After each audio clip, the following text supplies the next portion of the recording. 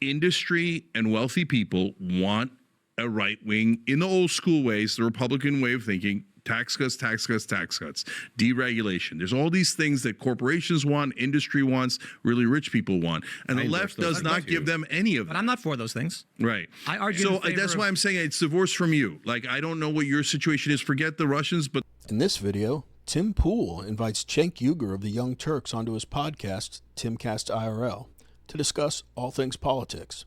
In today's clip, Tim Pool and Cenk Uygur argue if being a conservative or liberal influencer is more profitable. With that, let's watch Tim Pool destroy Cenk Uygur. Do you do your own ad sales, like internally? So we're getting into way too much business talk, but I'm telling you, you ask any left-wing person online, and we don't get a fraction of that money, a fraction. So there's a ton of, look, now let me, not talking about you, not talking about any particular creator, zoom out. The reason why the right-wing ecosystem generally has way more money is because industry and wealthy people want a right wing in the old school ways, the Republican way of thinking. Tax cuts, tax cuts, tax cuts, deregulation. There's all these things that corporations want, industry wants, really rich people want. And the left does not give them any of them. But I'm not for those things. Right. I argue so that's why I'm saying it's divorced from you. Like, I don't know what your situation is. Forget the Russians, but the other sponsors, right?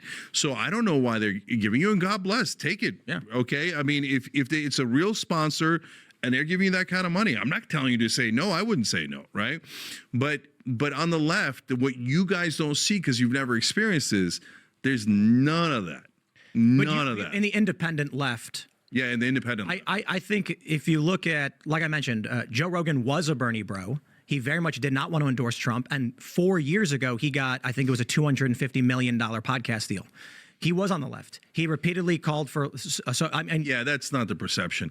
But again, that's podcast. But Kyle Kalinske posted this viral video where he says, "Look at all of Joe's progressive and left-wing policies from a few years ago." No, I'm not arguing that Joe. Look, I would never call Joe left-wing, and then I got super frustrated at him for being too right-wing for a while. I still think he's on the whole on the right. Okay.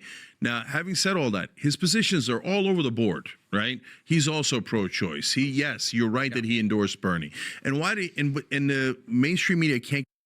I don't feel like Joe Rogan falls into the category of a Tim Pool or a Cenk Uygur. He's not 100% politics. I mean, he talks about everything under the sun. He's just an inquisitive guy.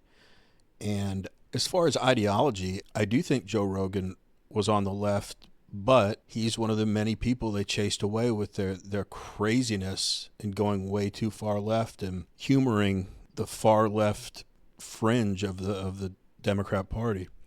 But I don't think he's a conservative either. I think he's something Cenk can't fathom, which is his own man. And he makes decisions on the topics based on what he believes in. And Cenk's not used to people that aren't just total ideologues. Look how much money Kamala Harris raised for her campaign. She had a ton of billionaires contributing to her campaign. And I don't think you raise over $1 billion without corporate sponsors and industry. So this is pure speculation from me, but my instinct says that the days of the right wing being associated with big business and industry, I think those days are over. I mean, every time a big organization puts on tries to pander to like the trans community or BLM back in the day, the right was all over them, clowning on them for that stuff. So I just can't imagine that Cenk's right, that right-wing influencers get more money from rich people, as he says, and industry and corporations. There are a lot of people on the left with a lot of money, but I just have no idea really what the online political influencer sponsorship landscape looks like. So maybe we'll learn more. Let's get back to the video. Can't get it through their head. Why did he endorse Bernie and then Trump? Because it's not left-right, it's populist versus establishment. Rogan is a true populist, right? Yeah, I agree. And I might disagree with him on a bunch of issues, and I do, right? And sometimes I'll get angry about those issues. I don't know if he does or not. That's okay. We're all different people, right? But we're on the same populist side. So in his case, the reason why the numbers are huge is because there was a competition in the podcast market, Spotify, Sirius, and others, where they were trying to establish market position. And when they do that, just like Amazon did in the beginning, you lose money in the beginning, and then you make a lot more once you've established market position. So that was the theory as to why they were paying giant numbers for podcasts that they couldn't recoup. And by the way, most of those deals they did not recoup. They lost money on most of those deals. So right now we're in what's called upfronts. You know what upfronts? Yeah. What I'm hearing, like we've basically got bidding wars going on. The contract. That's why I try to be careful. If you like watching videos like this one, like and subscribe. We'd really appreciate it. Let's get back to the video. Careful because we do contract negotiations, and we like I've largely just done Cast Brew and we've promoted ourselves, make our own companies, control our own IP, but. To sort of advance the conversation, not just keep harping on us, since Donald Trump won and all of the media has been reporting that this is the podcast presidency, advertisers are telling us YouTube is the #1 space now. Mm-hmm. And so what we're likely going to see into next year is I think you guys are going to break the bank. I think Young Turks will probably skyrocket. The things we're hearing, what's happening now is Rachel Maddow, she's getting paid. She was getting $30 million. Then she gets 25 because they have to pull her salary down. But MSNBC is their latest ratings. I don't know if it was prime time or whatever. It was 38,000 in the key demo. You could make a video of you just gardening and get more views than that in the key demo. Yeah, that's a bad. And their ratings keep dropping. I know, and the ratings keep going down. Keep going down, yeah. So the advertisers first were going to podcasts like Apple, Spotify, and they're like audio podcast listeners are deeply engaged. So there's a premium on the CPMs, like how much they're going to pay per 1,000 viewers. And what I'm hearing now from everybody is YouTube has officially taken over. Advertisers have finally realized, YouTube was suppressing podcasts. You know this. They were treating talk shows like garbage. Yeah, what Tim is saying here makes total sense. All of the mainstream news media that pays their personalities so much money is losing share just hand over fist. Just their ratings keep dropping like crazy. So there's no way they can afford to pay these bloated salaries to these people that we always wonder why the heck are they even on TV. But yeah, there's definitely a shift to YouTube in the political space. So if Tim's hearing that YouTube is the #1 platform now, so I think it would be silly for advertisers not to shift more dollars into marketing their products on YouTube.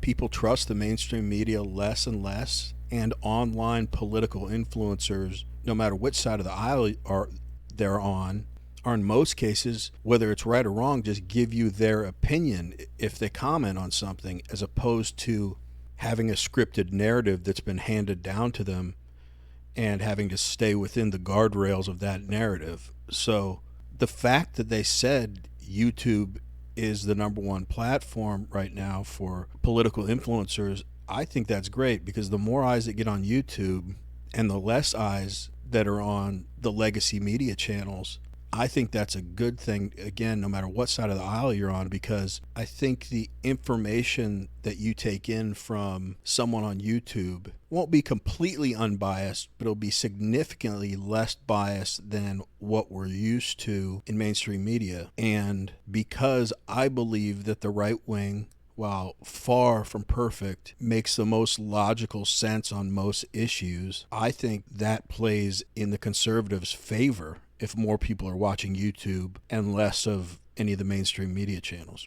Let's get back to the video. And they were like, we don't want this for our audience. We want video. Now they're realizing this shaped the presidency. This is shaping politics. All the big companies are now saying, we want those premium spots.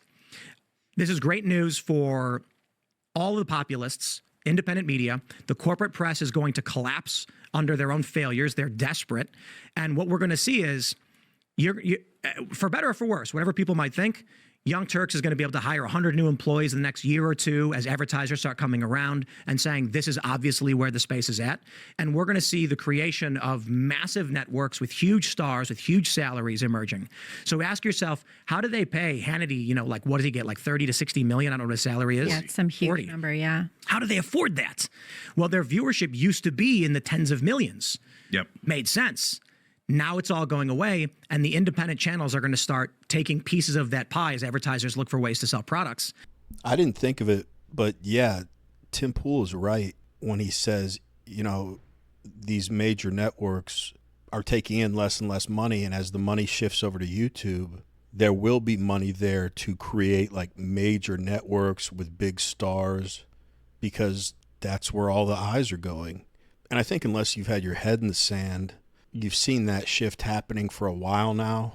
But as Tim mentioned, the influence that YouTube played on the last presidential election can't be emphasized enough. And the final thing I'll mention is the vast majority of content on YouTube is free. A lot of the major networks, even with their news shows, if you want to see everything that they have to offer, they have some streaming service that you've got to pay $20 a month for or something. As of right now, like I said, the majority of YouTube stuff is available for free. But we want to hear from you. What do you think? Do you think there is going to be a major shift in coming years away from legacy media, like the major networks, to YouTube? Or do you think Tim Pool is reading the state of advertising incorrectly, and that either, no, that's not going to happen, they'll always stick with the major networks, or yes, it's going to happen, but it's going to be way down the road, or something in between? Let us know what you think in the comments. Anyway, that's it for this video. As always, we really appreciate you watching. We will see you on the next one.